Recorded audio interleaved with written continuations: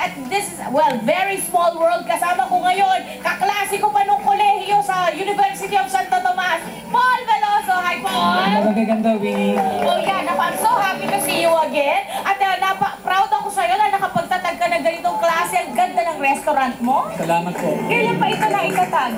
4 years na po kami. 4 years na, no? At bakit buko ang napili mo? Kasi nalaman namin, yung mga Pilipino pala, mahilig sa buko. Kaya ginawa namin isa sa mga specialty namin, ang buko dishes. Talaga, i-explain mo yung ibang nasa harapan natin. From the appetizer, meron kaming fresh lumpia, buko. Buko rin. Okay. Sa soup naman, meron kaming sinigang na buko. Ayun, yung gagawin ni Cesar. Yes, yes. Tapos yung chicken binakol. Of course. Tapos yung sa main course naman, meron kaming ginitaang tilapia. Meron kaming pansit buko. Tsaka ginitaang veggie. Tsaka ginitaang tuna express. Eto lumpia natin. Appetizer pala to. Appetizer. Lumpia ang buko Sa din. Shanghai.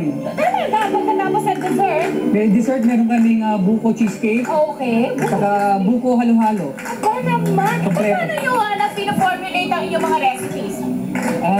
Actually, lahat to may kasamang buko ingredients. Oo nga. Kaya masarap. Talaga, pinag-aaralan talaga. Opo. Very good. Sige, invite them, Paul.